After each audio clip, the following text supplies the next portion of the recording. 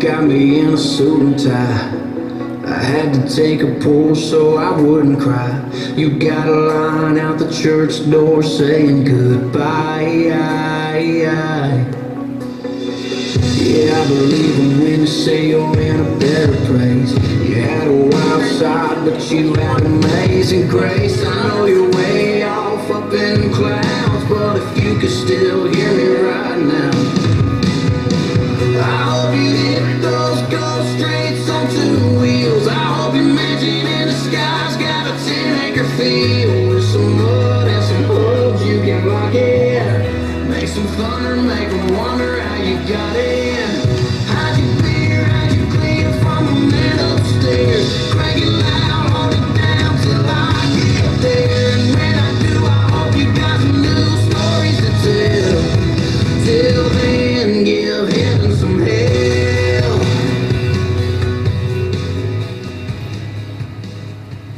You may be seated. Is this on? Is this on? That sounds better. Right. Thank you. Good afternoon, everyone. For those of you who don't know me, I am Gail Muro from Watrous Funeral Home and the funeral celebrant for today's service. We're here today to celebrate the life of Ian Sparky Jantz, a man who truly lived life in high voltage. As we just heard from this walk-in song, Give Heaven Some Hell, Sparky wasn't one to simply fade into the background. He was a force of nature, a man who left an indelible mark on everyone he met. We're going to start off today's service with the obituary and a tribute from Ken Shelby.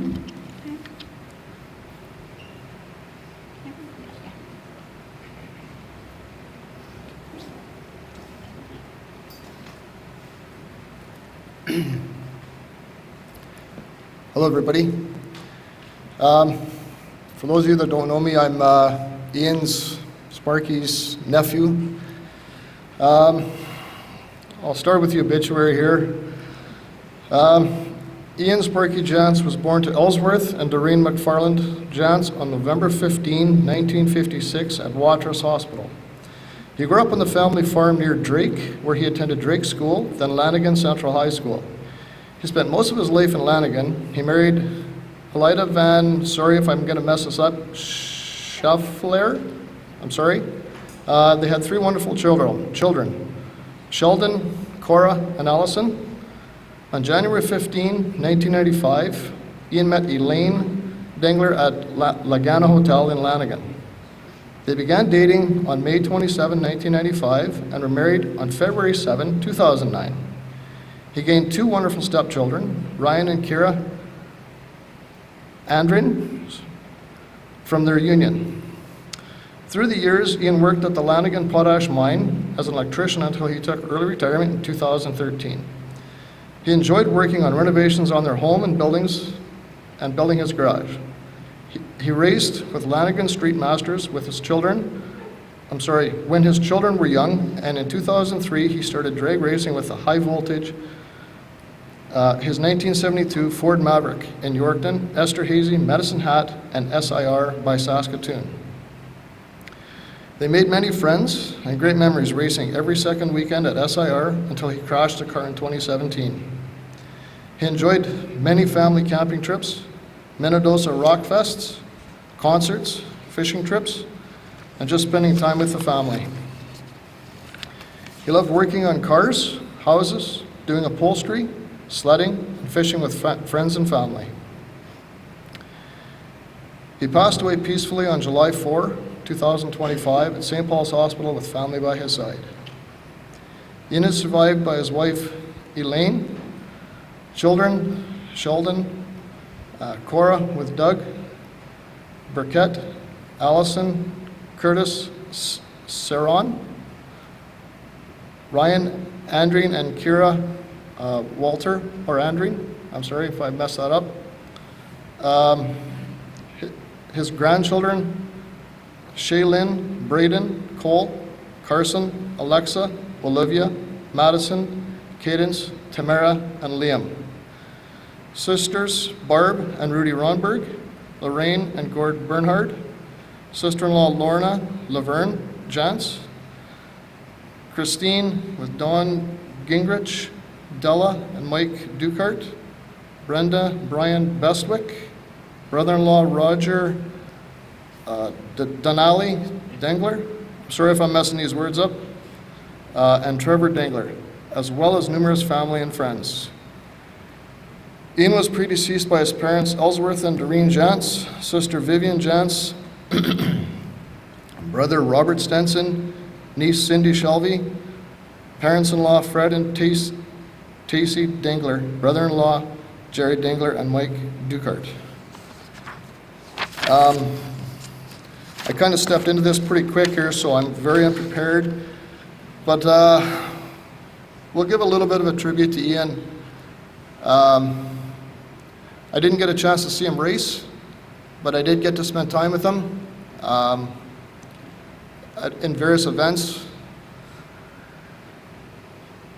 He was a hell of a man, and hopefully he's going to be racing like hell where he's going. Thank you, everybody, for coming.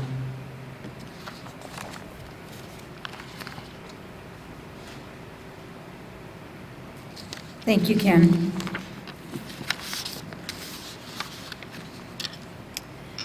At this time, Alexa Burkett, who has a beautiful voice, is going to show off her talent here with a song.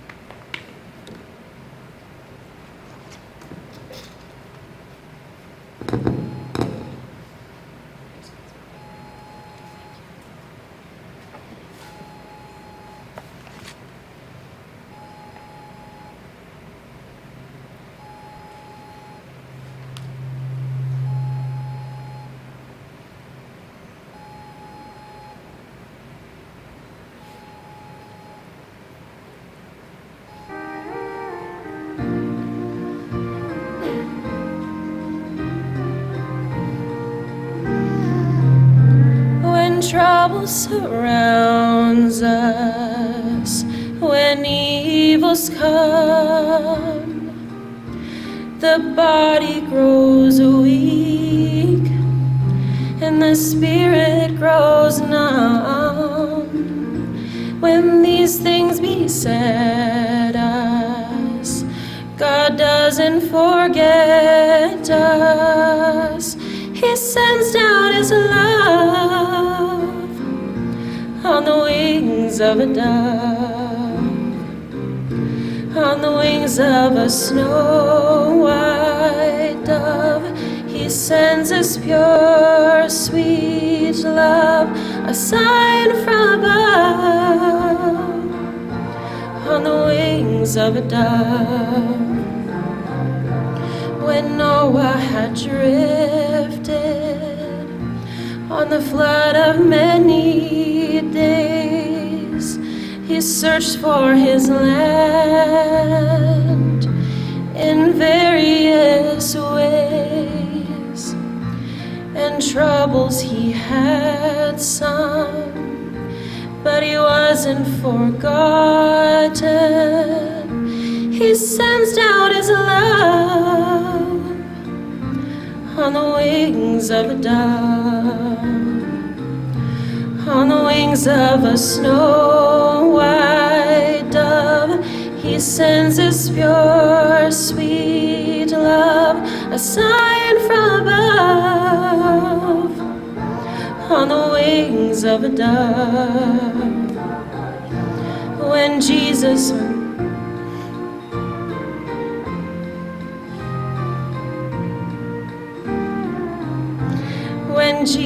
went down to the river that day, He was baptized in the usual way. And when it was done, God blessed His Son. He sent Him His love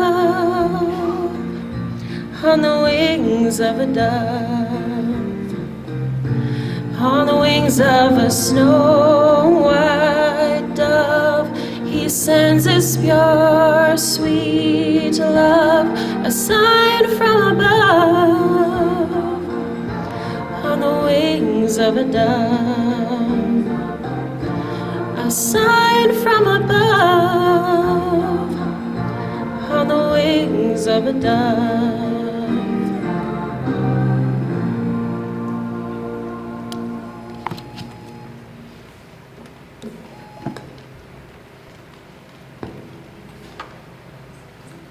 That was truly beautiful. Thank you. At this time, I'd like to welcome Carson Burkett to come and read the eulogy.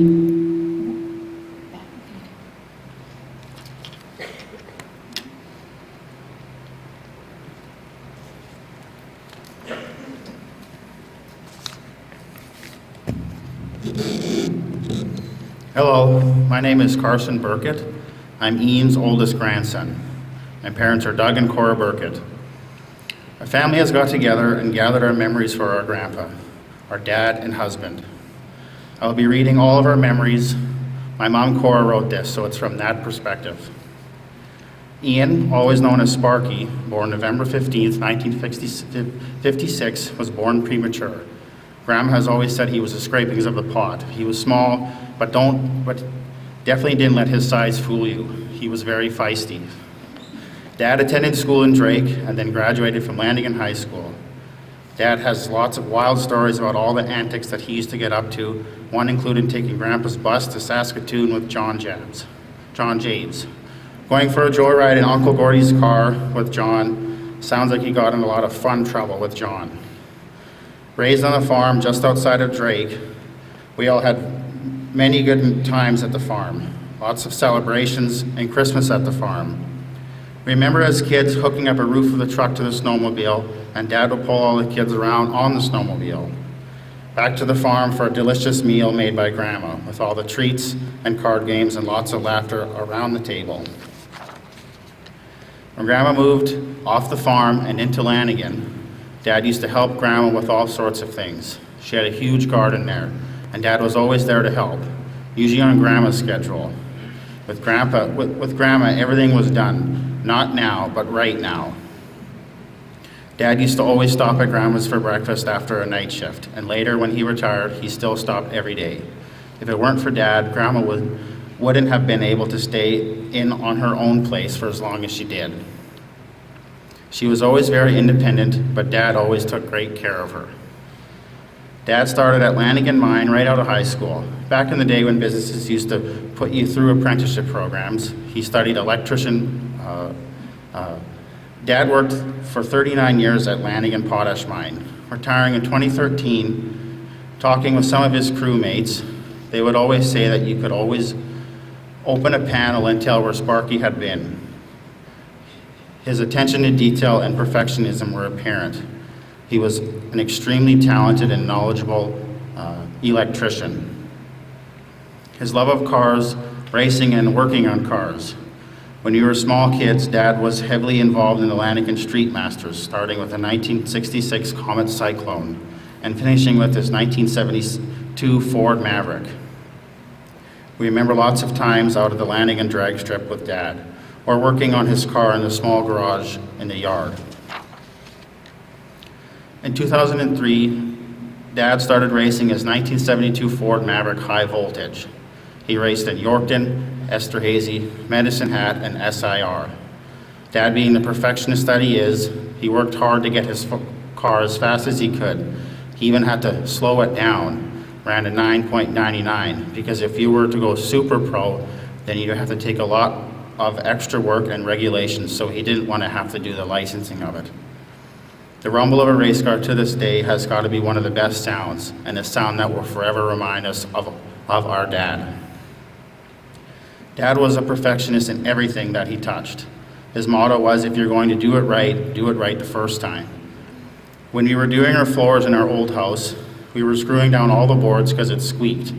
We worked away at this for hours. Dad even said, you're gonna have to tell me when to stop when you're good, because I just can't. When we were on our way to bed that evening, after a long day of renovation, Dad had headed to bed, and Doug and I were walking down the hall to bed when we heard a squeak in the floor. We both looked at each other and signaled, shh, because we knew if Dad had heard it, we would be back at it for another couple hours. Whenever there was a project, we would always call Dad to ask his advice. Even when he lost his vision, I was explaining how we were building our fence, and he could envision it and had great input into everything that what we should do. He was so smart and handy with everything. Car troubles, ask Dad. Need to troubleshoot an electrical and a problem, call Dad. Want to lay flooring or shingle your house, call Dad. Dad was busy helping Sheldon to refinish his house, even build cupboards for Sheldon's kitchen. He was just so talented in everything that he touched. He had a problem-solving brain, and he could come up with a solution for anything. The last project we all worked on was to shingle the garage back in September.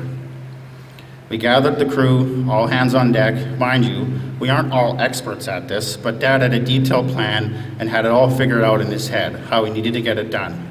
He sat in a chair on the ground, giving his advice and expert feedback. He might have said some choice words under his breath when you learned the crew was out an inch. The next day, he just decided to stay inside, probably for his own sanity. Alas, though, the crew worked it out, and Dad was so appreciative for all the help. Dad also loved fishing. As kids, when we went to Jan Lake with the family, camping with Grandma and Grandpa, sometimes with Barb, Rudy, and Bob and Troy, all of our family loved camping and fishing.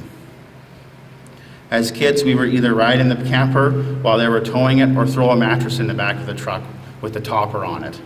Not sure that was allowed then. It sure wouldn't be now. We used to go ice fishing to Delwood or tour out to Stony, where we almost sank the boat. In the winter, you could find Dad on his Arctic cat sled. We remember Dad attending many poker rallies and headed north with Dwight to find some snow. Upholstery. Again, this is where his perfectionism was on full display. He had a pretty impressive setup that he had designed when he built his new garage.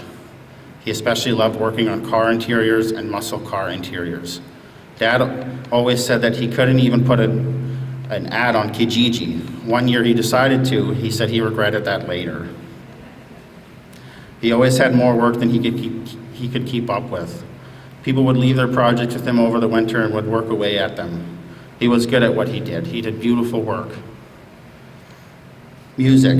Dad loved music. He loved going to concerts and playing music. When we were kids and picked the 8 tracks to listen to attending any of the concerts that he could, I always had music playing. Doug and I stayed with Dad when Elaine went to Mexico over February break. When we took summer cycling down, and when we came into the house, he was just blasting his favorite Ozzy Osbourne playlist, just cranked, sitting on the couch with the tunes just blaring. Daddy and Elaine loved to attend Minnedosa Rock Fest. If we were ever wondered what to get Dad for Christmas, we were safe with a rock show concert. Dad knew what was coming when he was diagnosed with polycystic kidney disease. Polycystic kidney disease is a hereditary disease. His dad also died from this disease and passed away from this as well in 1986 at the age of 67. Science had advanced. On his 60th birthday, he started dialysis at home, which helped Dad to be comfortable at home and not have to go to Saskatoon for dialysis. When Dad first started dialysis, he didn't let this slow him up. He would still come to our house, dialysis machine in tow, boxes full of supplies for a weekend visit. He still continued to travel. They went to Vegas and to watch racing, and Daddy and Elaine even traveled to Cabo for an unforgettable vacation. Even brought the generator to the track so he could run his dialysis machine. SAR made it an exception for him to have his generator there. He towed his generator and his car sleeper so that he could pursue his passion. I often said to Dad, "This must be so frustrating not to be able to do the things that you always have done." He was the project manager, we all followed his lead. But he never complained, always just saying, "Well, what are you going to do?" Dad was always busy, working on something in the garage or house. He never sat still. So when he lost his vision 3 years ago, that was a huge change in his everyday routine. He hated to rely on people, was always very independent, and just got shit done. In the last few years, going blind and his surmounting health problems, he had to rely on everyone to do things for him. He always hated to be a burden, but was always very appreciative for all the help. Elaine was always by his side and couldn't have stayed at home these past few years without her care. He was comfortable at home and knew every bump and doorway was by feel. Dad and Elaine have been together for 30 years, and Dad took Kira and Ryan as his own kids. Ryan and Kira have also been instrumental in Dad's care, taking our dad to all of his appointments and supporting both Dad and Elaine. We're going to miss Dad's knowledge. How do you replace this? He is irreplaceable. We'll miss all the things about him and so much more. It is hard to sum up life in a few words here, but anyone who knew our dad knew his genuine personality, said things like it was, but had compassion for anyone and was always willing to help his family in any way he could. I'll miss our long phone calls, sometimes over 2 hours long. We all know now all his health problems are over, and he can finally see and watch over all of us. When we have a problem and need Dad's advice, we can still reach out to him. We'll see you again one day, Chucky Grandpa. Thank you.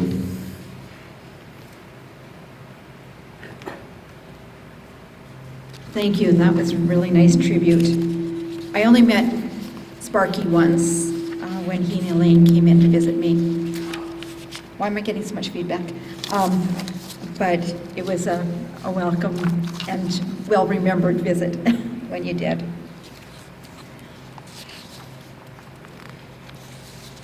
Now I have a poem that Elaine picked out. It's called Let Me Go. So when I come to the end of the road and the sun is set for me, I want no rights in gloom-filled room. Why cry for a soul set free? Miss me a little, but not for long, and not with your head bowed low. Remember the love that once we shared. Miss me, but let me go. For this is a journey we all must take, and each must go alone. It's all part of the Master's plan, a step on the road to home. So when you are lonely and sick at heart, go to the friends we know. Laugh at all the things we used to do. Miss me, but let me go. Alexa did up a slideshow in Ian's memory, and so if we can have that now, please.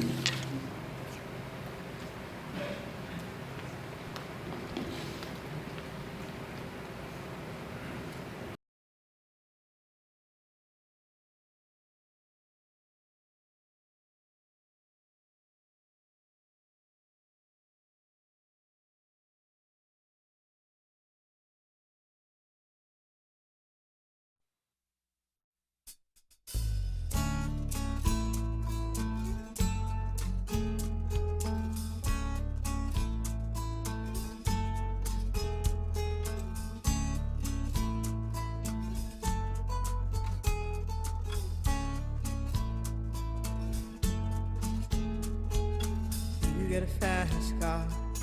I want a ticket to anywhere. Maybe we make a deal. Maybe together we can get somewhere. Any place is better. Starting from zero, got nothing to lose. Maybe we'll make something. Me, myself, I got nothing to prove.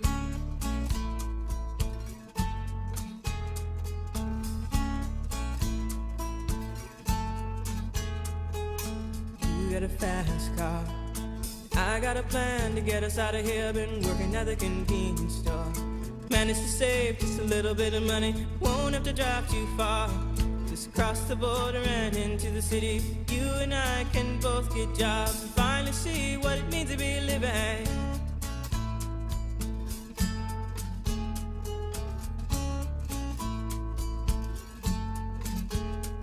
See, my old man's got a problem. live with the bottle, that's the way it is. He says his body's too old for working, his body's too young to look like his. My mama went off and left him. She wanted more from life than he could give. I said somebody's got to take care of him, so I quit school and that's what I did.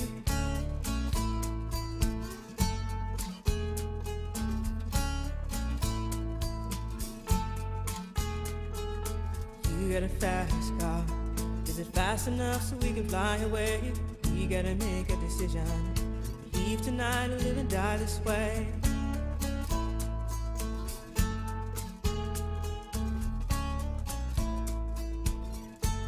So I remember when we were driving in your car, speed so fast I felt like I was drunk.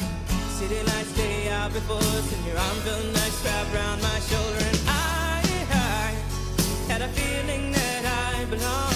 I had a feeling I could be someone, be someone, be someone.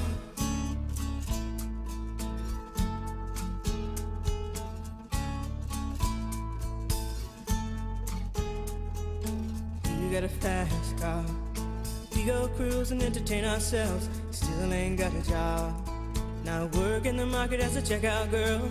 I know things will get better, you'll find work and I'll get promoted. And we'll move out of the shelter, buy a bigger house and live in the suburbs.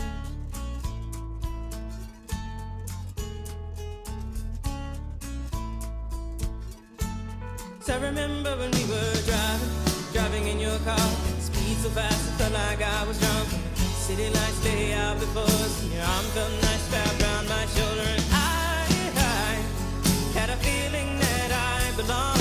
I had a feeling I could be someone, be someone, be someone.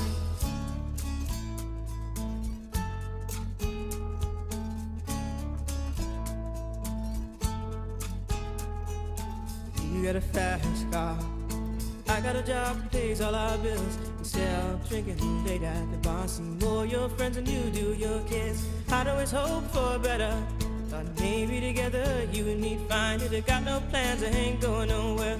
Take your fast car and keep on driving.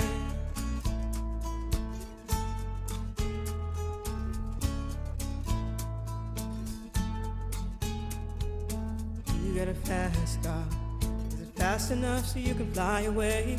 You gotta make a decision, leave tonight or live and die this way.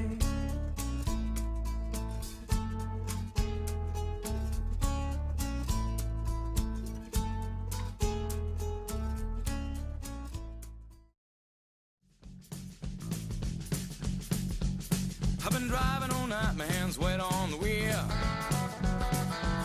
There's a voice in my head that drives my heel. It's my baby calling, says I need you here. And it's 4:30 and I'm shifting gear.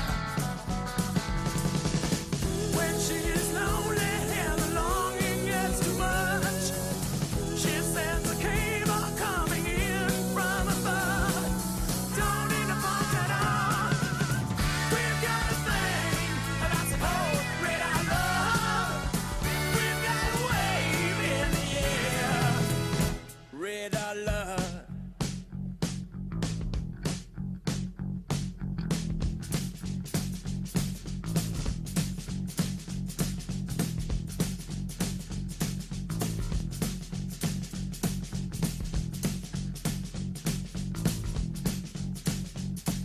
The radio springs some forgotten song. Brand new leaves coming on strong. The road has got me hypnotized, and I'm spinning to a new sunrise.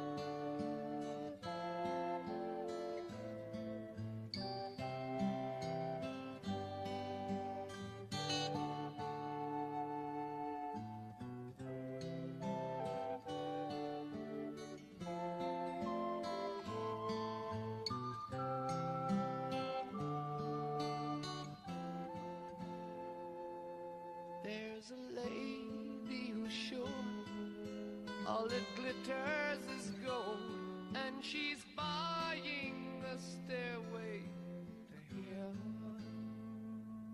When she gets there, she knows if the stores are all closed, with a word she can get what she came for.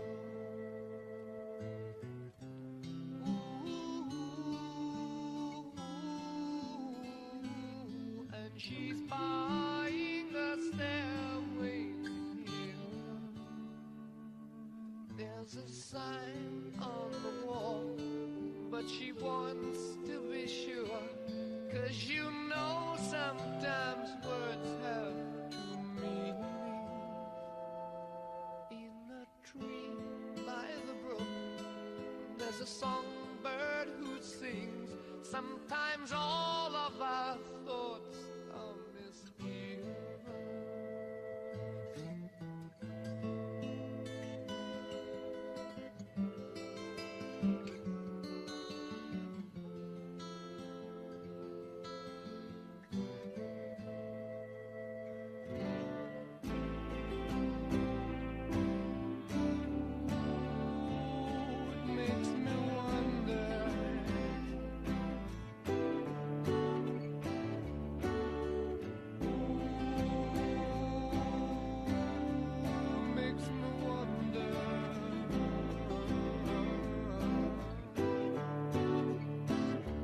There's a feeling I get when I look to the west, and my spirit is crying for leaving. In my thoughts I have seen rings of smoke through the trees, and the voices of those who stand up here.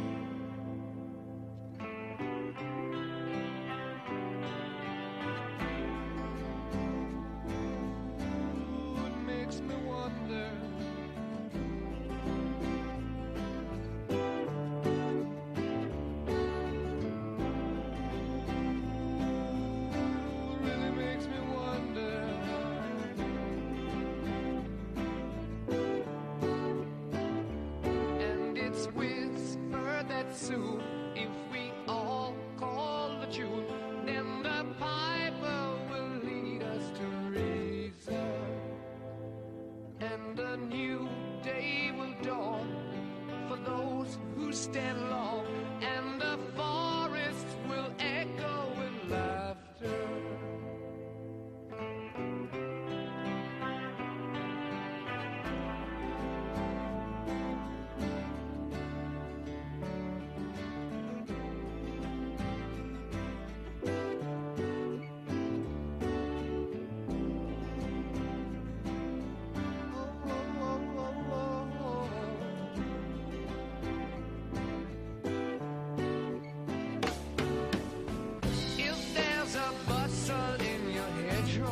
Don't be alone now.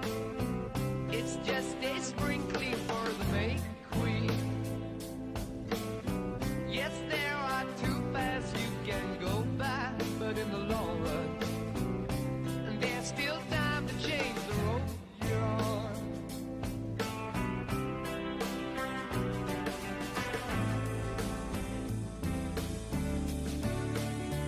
And it makes me wonder,